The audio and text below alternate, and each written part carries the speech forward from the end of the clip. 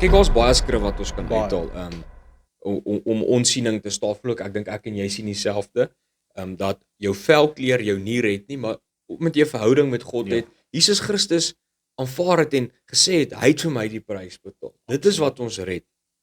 We are saved by grace through faith. Dis hoe ons gered is, deur genade van God alleen. Nou, moet jy, hierso Openbaring 7, vers 9.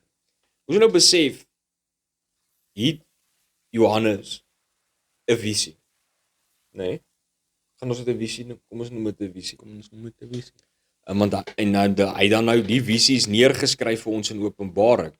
En ons almal weet Openbaring beskryf is 'n profetiese boek. Hy beskryf goed wat nog gaan kom gebeur, wat al gebeur het. So daaroor glo ek nie ek en jy gaan stry nie. Hoor 'n interessante ding wat sê Johannes hierso vir ons. Wat het hy gesien in die hemel, Dit is wat hy gesien het. Baie. Hy sê hierna het ek gesien. Hoor, hy sê dit is Johannes. Hy sê hierna het ek gesien.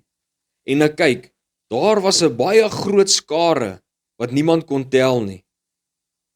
Johannes sien nou in die hemel, daar's 'n groot skare wat niemand kan tel nie. Absoluut. Hoor hoe interessant is dit.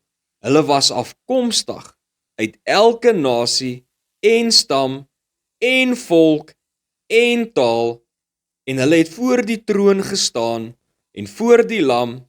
Hulle het lang wit stolas gedra met palmtakke in hulle hande en het met hulle harde stemme uitgeroep: die verlossing behoort aan ons God wat op die troon sit en aan die lam.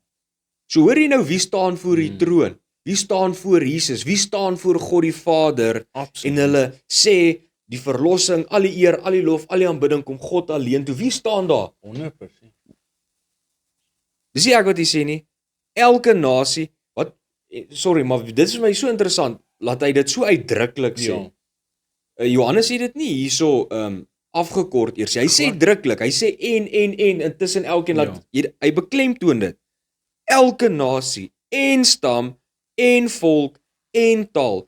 So, Mario, as elke stam, nasie, volk, en taal in die hemel is, voor die troon van God, is hulle gered. Jy kan nie daar wees as jy nie gered is nie. So, hoe kan jy vir my sê, jou stam, jou volk, jou taal red jou, as hy sê, daar was 'n menigte skare van elke stam, volk, taal en nasie was daar voor die troon.